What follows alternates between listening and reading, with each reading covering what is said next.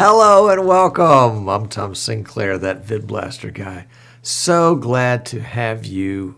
Which camera am I on? Am I on this camera or that camera? Okay, I'm on this camera.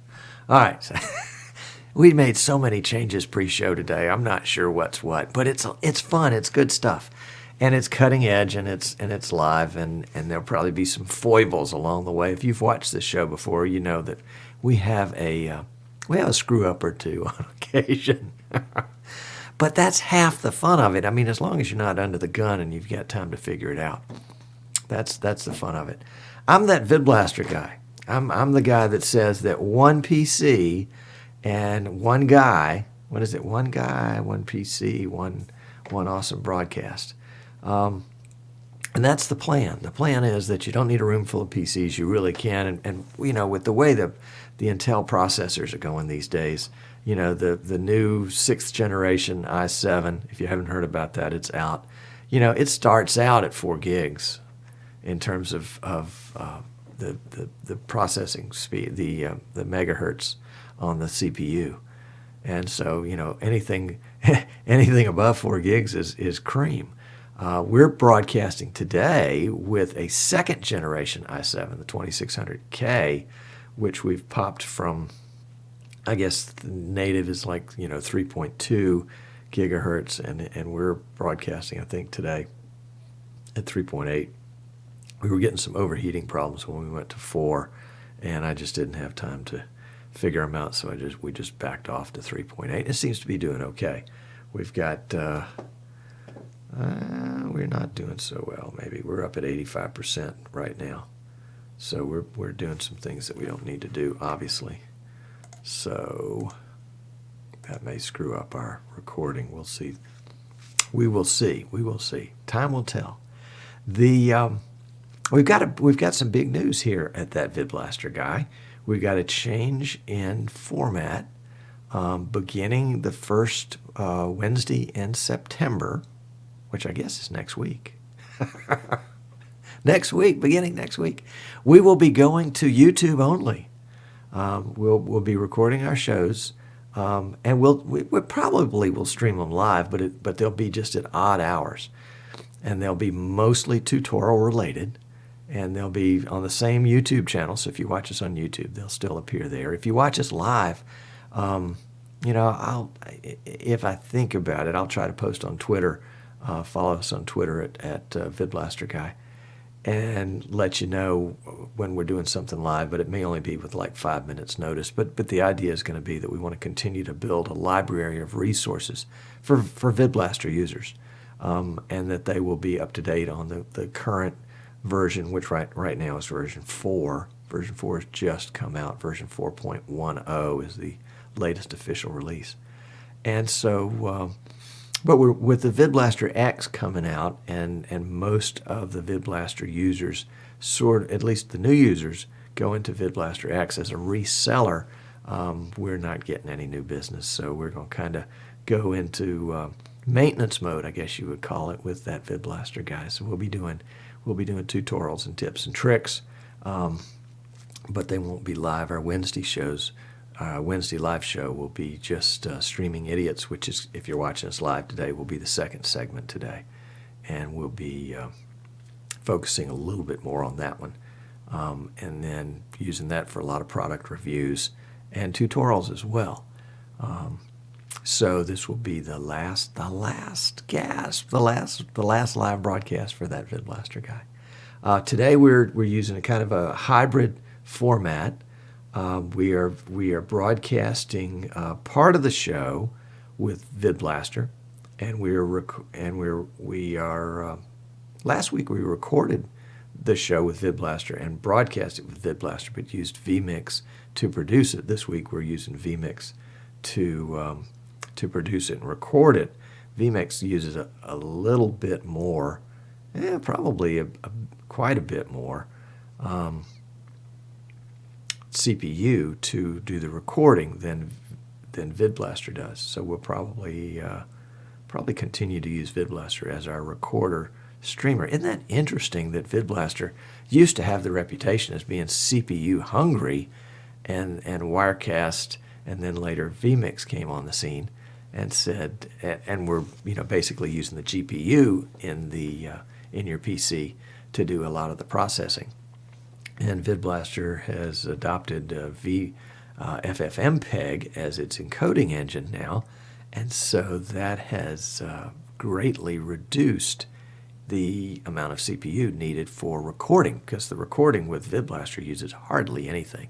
So I think a lot of folks, if you're thinking about a hybrid system, well, you can get a $99 one-year license from VidBlaster, or you can download the trial edition from VidBlaster and test it out and see, and you may find that VidBlaster makes a great recorder and maybe even a secondary streamer for whatever other software you're using. And so go ahead and test it and see. The proof is in the pudding. We can read specs and we can hear what people say, but there's nothing like testing it on your specific hardware.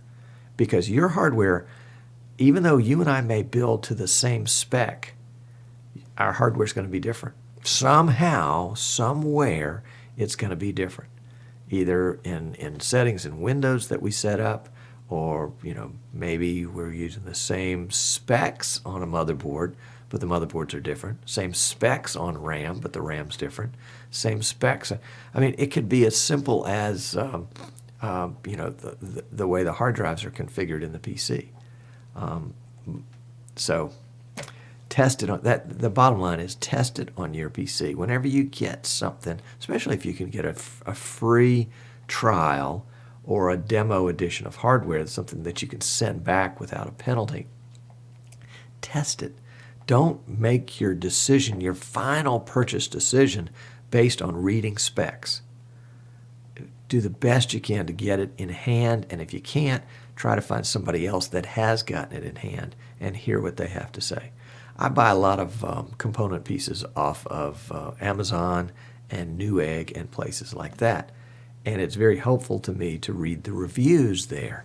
And I have kind of a rule of thumb, which is if a product has reviews, and on Newegg, for example, you can give them eggs for your review. I think 1, 2, 3, 4, or 5 eggs.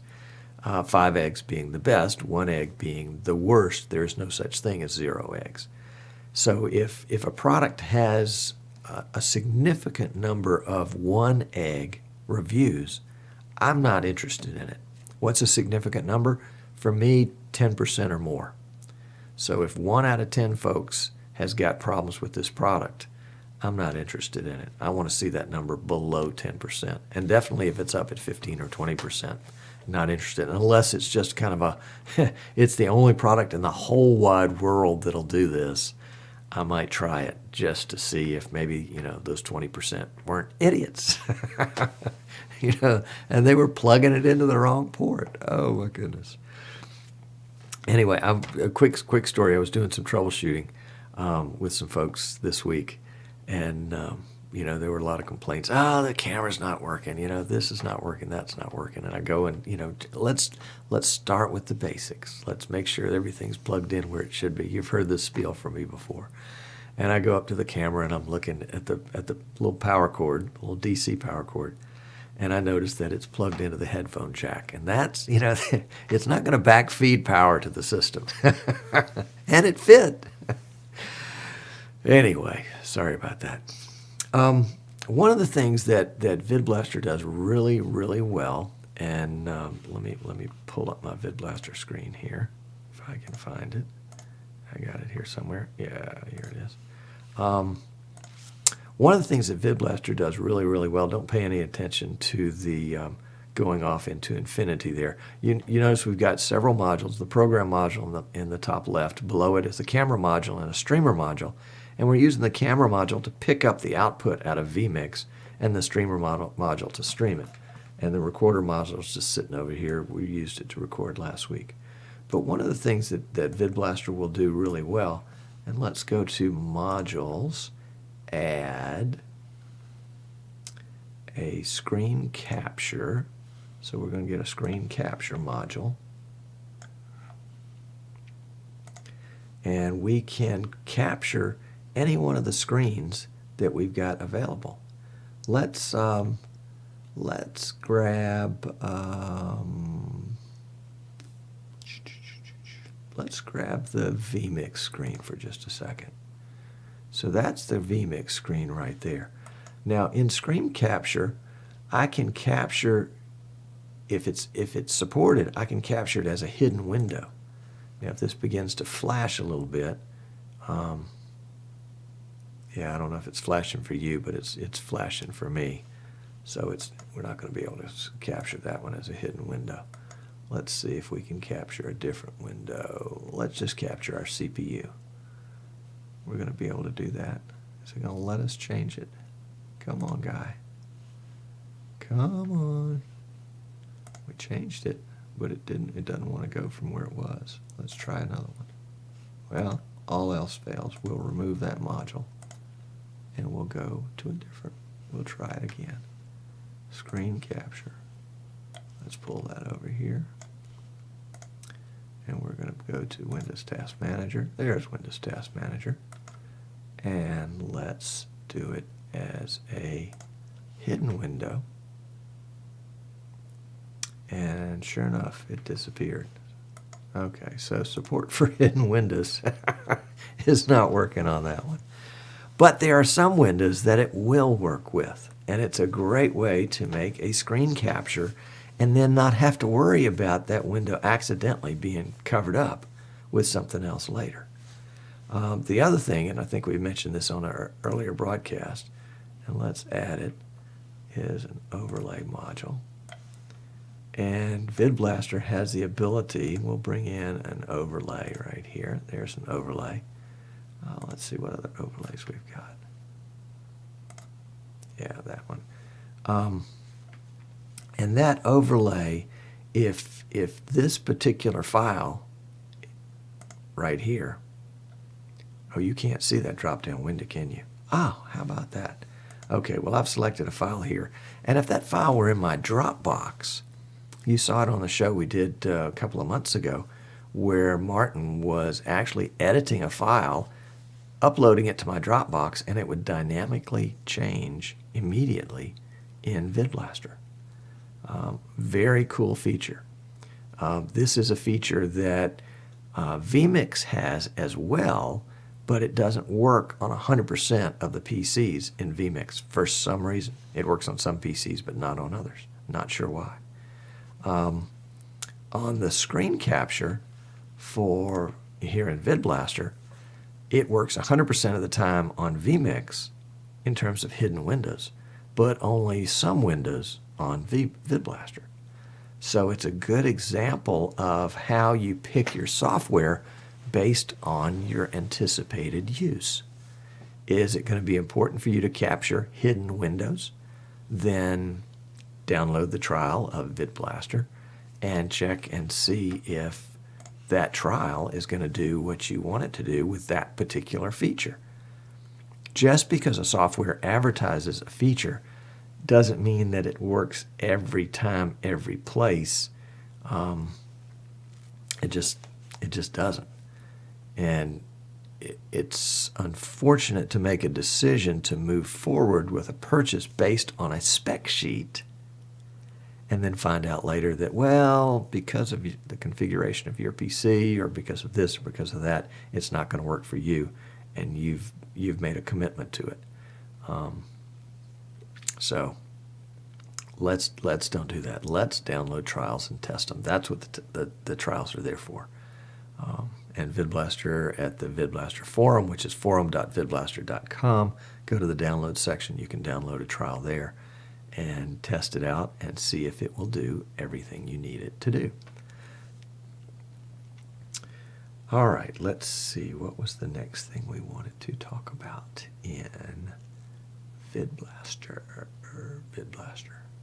4.10 is the current beta version and also the latest release version of VidBlaster, and it's getting great reviews. I haven't explored VidBlaster X, but I would assume that VidBlaster X is the equivalent version. So if you're looking at VidBlaster X, make sure that it is version 4 or whatever, however VidBlaster X is going to be numbered, make sure that it's the features that you see in the trial edition.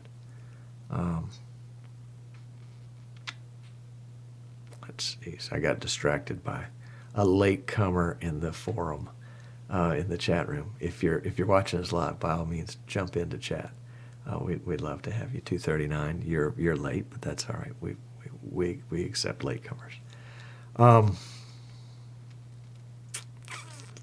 What else did we have on the schedule for this? Not much. Not much.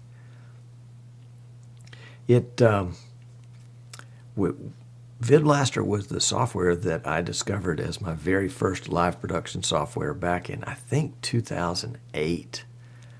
Maybe early in the year, February of 2008. VidBlaster was at version 0.42 and has come all the way through version 1, version 2, version 3, and now we're in version 4. The changes to VidBlaster over that time have been just outstanding. And it used to be that a quad-core PC could definitely stream and switch multiple cameras at a resolution of 320 by 240, and sometimes at 640 by 480. And then, but you couldn't get 640 by 480 on a dual core. You might get 640 by 360 in some cases, depending on how your dual core processor was set up. And you certainly couldn't do HD on an i7 4 quad core. You would have to have, the hex cores weren't out at that point. The only other choice was an 8 core. And there were a few people out there that had 8 cores that were doing HD, and everybody else was salivating, wishing that was them. I was one of those. And VidBlaster got more and more powerful, but more and more efficient as Mike Versteeg, the developer, figured out ways to cut out unnecessary use of the CPU and to save those CPU cycles for other purposes. And I think the biggest jump came when he introduced the implementation of FFmpeg as the encoding engine for VidBlaster, and as a result of that, also the recording portion. And the CPU usage dropped dramatically to the point where VidBlaster could be used, at least for 720p, and streaming and recording. And that on a quad core. And my guess is with the new 6th generation quad cores coming in at 4 gigahertz, it very possibly, easily overclocked to 4.5 gigahertz, that VidBlaster will be able to do more and more in the HD world. And that, at some point, very possibly, VidBlaster will be further developed to take advantage of some of the GPU horsepower sitting there unused by VidBlaster to do some of that processing. So that's kind of just a brief trip down memory lane in the development of VidBlaster, and it has never been better than it is today. Never been better than it is today. I think we're going to close out this broadcast. If you're watching us live, hang around. We'll have a brief intermission and then on to the second segment today. And if you're watching us on YouTube, we'll help you subscribe to the channel.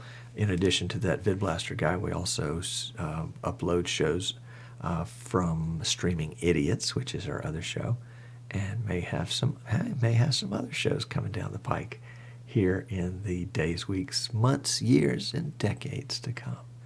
So on behalf of everybody here at That VidBlaster Guy, which is just me, it's a one-man operation. Thanks for tuning in. Thanks for a great run. These last 3 years have been a lot of fun. And we'll still be posting That VidBlaster Guys, but they won't be live. They'll be just done here in the studio and uploaded to YouTube. So if you're a subscriber, you'll get a notice whenever we upload one. But thank you for watching, and we will send you out with some credits developed by a good friend, Martin Kay from Zen Video in Manchester, England. Martin, thanks so much. Take care, and we'll See you soon.